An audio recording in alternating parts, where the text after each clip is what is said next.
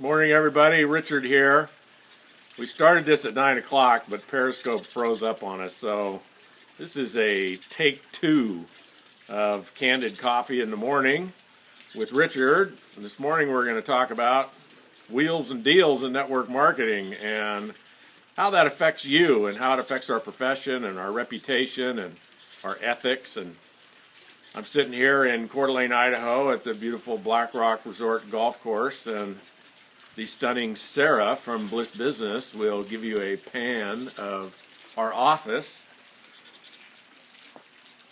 That's the 18th hole if anybody wants to play golf later.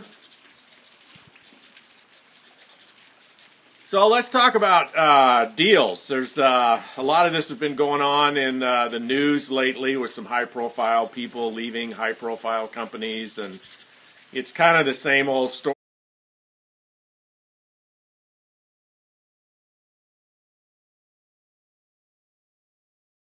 You know, some of the worst ones that you might see on Facebook are these stories about how I just spent the last 6 months touring the country, visiting every network marketing company, sitting down face to face with the owners, and asking them the tough questions. And after doing my due diligence in talking to 100 companies, I found home. I found the company.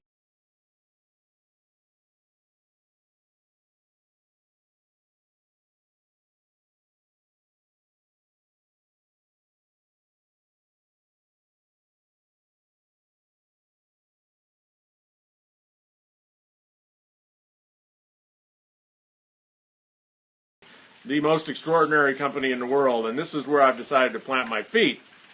And then you watch Facebook, and over the next 2 or 3 months, they advance through every rank in the compensation plan, and I got a couple of brand new Mercedes in the parking lot, and you wonder, like, gosh, what's wrong with me, How come I've been working at this, like, for 2 or 3 or 4 years, and I don't have that kind of success? Well, what you don't see is behind the scenes, and some of the questions that you guys sent in that you want to ask about is, do people get paid to do this? And is it illegal to get paid to go from one company to another? And how does it impact our reputation as a profession? So we're going to talk about a couple of those things. And if you have questions, post them on the chat. And my beautiful team here will post them on this board, and I'll tackle them. So first of all, let's talk about, do people get paid to move from one company to the other? The answer to that is yes. They've been getting paid for as long as I've been in this profession, 38 years. It's not illegal, not even immoral. It, for some companies, makes good business sense, they think. And of course, for some distributors, it might make good business sense. You are independent contractors. If you have talents and abilities, somebody might offer you a deal, and you might want to take a deal. So what does a deal look like? Well, some of them are cash up front. I've seen in the history of this profession, I've seen people paid up to $1 million up front to join a company just based on what they might do, based on what they say they will do. And I can tell you from talking to owners of companies over the last 20 or 30 years that there's very few owners that are willing to do that today that have any experience. There's some owners that don't have experience that are still doing it, but those that have experience in our profession don't do it. Why? Simple. Just because you built an empire once in one company doesn't mean you can do it again today in this company. And if I pay you money up front to come over based on your promises, in most cases, the build doesn't happen the second time. And so it's a waste of money. And the other form of deals that's more popular today is kind of, based on what you're going to produce. And, here's a specific example, and one of the most controversial deals that's in the marketplace today is called the Business Development Agreement. And that's when you, as a network marketing leader, looking to leave your company and go to another company, sign an agreement that basically says you'll produce X amount of volume in your first 30 days, and you get to pick the volume that you want to produce. Let's say you say, I'm going to produce $50,000 in volume. And this particular company, and I'm sure there's other companies that will start doing it because it's popular, they'll pay you up to 100% of the volume you produce that first month. And then the second month, if you want to get paid that same amount of money, you just have to produce that plus 50%. And the third month, that plus another 50%. And this goes on for 6 months. And it gives you, the leader in the business, a way to leave perhaps a $20,000 a month income and join a new company and earn $20,000 a month right out of the box. So let's cover some specifics about it. Is this business development agreement, are deals of this kind or any kind where a leader gets paid to move from one company to another illegal? No, they're not. So you have the right to take one of those if you're a leader, and if you own a company, you have a right to do that. So, and what's the upside? Well, I guess if you're looking to join a new company, it's a possibility to get some immediate cash flow. You don't have to start from scratch. So let's look at the downside, and then we'll take some of your questions. So the downside of business development agreements is not necessarily a downside for the company investing in them, and not necessarily an immediate downside for you, the leader, that might take one.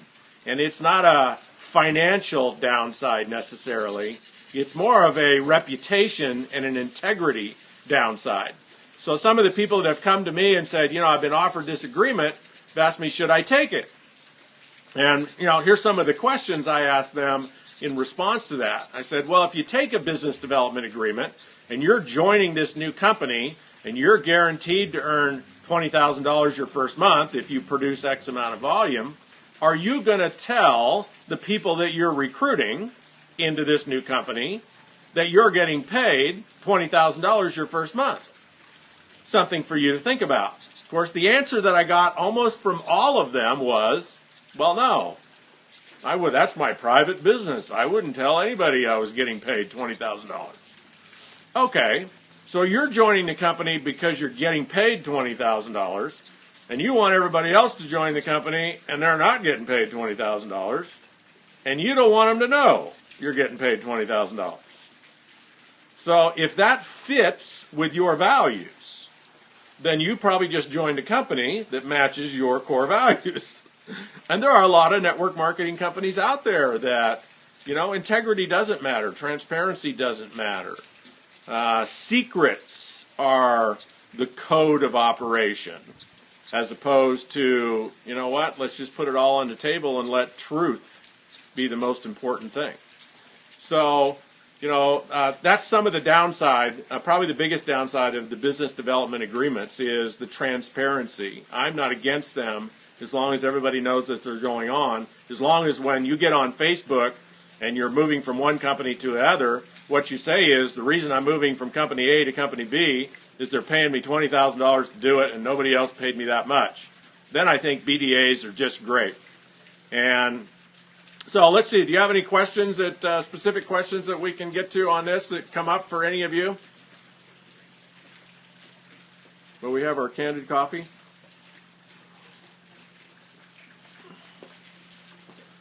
You can just tell me, you don't have to write it. Yeah. Are people ever given their own downline? Given a downline, yeah, especially in a binaries. Binaries, there's always a leg that nobody's getting paid on, and so binaries are used as currency in network marketing. So if I own a network marketing company and I've got legs coming off the company, I might have a leg over here that nobody's getting paid on, because in binaries you generally get paid on the lesser leg, the one that produces the least amount of volume, and the one that produces the most amount of volume, you don't get paid on. And so there's an opportunity to put somebody in a binary comp plan, give them one great leg, and that gives them an incentive to build a new leg. So in binaries, organizations are used as currency, and they're used in currencies in unilevels too. If the company happens to have one that's leaderless, like there's no real leader between that downline and the company might choose to put a leader above that downline. And sometimes that's in everybody's best interest. The downline gets new leadership, and the new leader gets an immediate income. Good question. Do they expect you to bring your current team? Yeah, so that's a great question, and here's the biggest cultural downside of any kind of a deal where a leader gets paid to join a new company. So I can tell you this. This is 38 years worth of wisdom, experience, and truth. Nobody except a fool is going to pay a leader to come over to a company unless that leader can make the claim, I've got all these people I'm bringing with me. If you find a network marketing leader, for example, that hasn't built anything in 10 years, doesn't have any kind of following, doesn't have an existing group, but has a resume of, 10 years ago I built a big group, nobody's going to pay a leader like that to join a company. Companies only want the leader for the team that leader can bring. And here's the problem. If that team that the leader could bring was just out there in the world, not part of an organization, not part of another company, it'd be great. But these teams and these organizations are always part of another company. So just take, for example, the business development agreement. If I use a business development agreement and I guarantee you $50,000 if you bring $50,000 worth of business the first month into my company, where are you going to get the $50,000 worth of business? You're going to generate that from scratch by prospecting and selling product and holding events and getting new people into business? No. You're going to call everybody from your previous company, which might also be your current company, because you're riding two horses trying to earn from one while you earn from another, and you're the one you're earning from the other, you're destroying the first one you built. So all of these financial incentives to move from one company to another, the biggest problem besides transparency is they are incentives for a leader to go raid not only their downline from the company they're coming from, but everybody else's downline in that company, because the leader probably had a high profile. So, look at this from an owner's point of view. If you're a top leader in my company, I probably have paraded you on stage. I've probably sent you on exotic vacations. I've probably let you do hour-long presentations. I've probably positioned you in my company as a loyal top leader, somebody that people should pay attention to, somebody that people should follow. And then you decide to go to another company and you use that political capital, that credibility that I supported in creating for you to raid my company.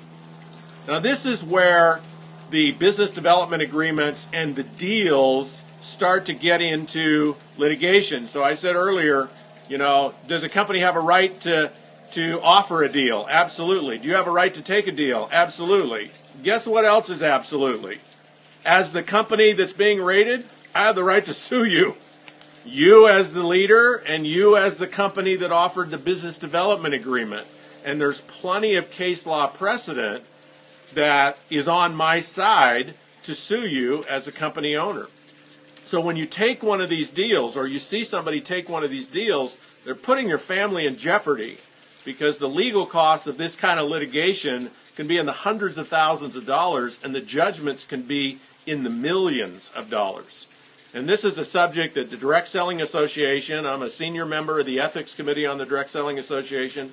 This is a subject that we're in deep study on. There's a lot of factors, a lot of considerations we need to pay attention to, but it's something that we're currently talking about as to whether or not these business development agreements are going to stand for Direct Selling Association members. And as that develops, we'll update you on it. Got another question? Would you, as a company owner, offer this to an outside leader? I would not. I've done it twice in my 30 years as a company owner, and both times it cost me way more than I paid the leader. I've never actually paid a leader to come over. I've just created incentives, like if you come over and you build. The two leaders that I've done this with were not in a previous company, had not been in 3 years. So I didn't incentivize them to raid a company. I just incentivized them to build. And they also did a lot of consulting and a lot of training for the entire company. But the essence of it is I provided a distributor with a different compensation opportunity than the rest of the field had, and it was a secret. And that all came back to haunt me tenfold. What that leader brought in the 18 months that they were here, they took tenfold when they went to the next company. And they were at the next company for 3 years before they took that entire company to another company. So I would not do it. only because I have the experience that it's just a bad deal all the way around. Anything else? Okay, we're going to wrap this up unless somebody's got a question. And do you know anything about bait and switch deals? Well, I don't know what you mean by bait and switch deals, so no, I guess I don't. Do you think that these BDAs cheapen network marketing? Yeah, I think they're horrible for network marketing. You know, it's kind of like how free agency was horrible for, professional athletics. When I used to watch pro sports, I don't watch them anymore because, I watch pro sports not for the team but for the individuals, and to see an individual play for one team for 2 or 3 years and all of a sudden they're on another team and got all these contract negotiations and which team are they going to take and all this drama, and it just doesn't allow for the continuity of family and falling in love with a particular team or company. I think business development agreements are really bad for our profession, and I think they're probably really good for the company that's using them. And until litigation catches up with them, or until all of the leaders or a lot of the leaders that were attracted through the BDA leave for other BDAs from other companies, and the company that is promoting BDAs really feels the damage from that, they'll probably keep doing it. It's just my personal opinion. It doesn't mean people don't have the right to do it. So is there any way for an average person to get to the top? Yeah, work the 4-year career. Here's how you get to the top. If you would just fall in love with your products, create a really good product story, and really understand the business model, then the best way to do that, I think, is the 4-year career. Study the 4-year career. Study things like Beach Money. Study the Flip Flop CEO. Study GoPro by Eric Worre. Just study the basic classics that define and teach how to do this business so that you fall in love with the model and then become a networker. Network marketing is called that because what we do is we network. We connect with people. We connect with people around us, whether we know them or not. And, the style that Bliss Business teaches is you connect with people and then just sincerely and authentically be interested in them. Be curious about them. Find out about them without trying to recruit them. Just look to connect. And if you do that, people are going to open themselves up to you. They're going to tell you about their life. They're going to tell you about what they're passionate about. They're going to tell you about what pains them. And there's always going to be an opportunity just to invite them to take a look. And if you'll just connect with people and be curious about people and look for an authentic opportunity to sincerely just invite them to take a look, if you just did that one time a day, have an actual conversation, at the end of a year you'd have 365 people in your pipeline. You probably would have enrolled 20 or 30 of them. The rest of them, if you treat them the way we teach you to treat them in Bliss Business, are going to be the best prospects you'd ever hope to have in year 2. Because they've already heard from you and you treated them right. And you just keep that up, one a day for 2 years. 5 years from now, you're going to be making 6 figures. You stick with the same company. You do find a company that matches your values with products that you absolutely love. You just connect with one person a day. Personally sponsor 20 or 30, 40 a year for 2 years, then fan the fire for another 2 years. Year 5, 6 figures or a lot more. That's how you get to the top. Hey, thanks for watching our Periscope. Catch you next time. Candid Coffee.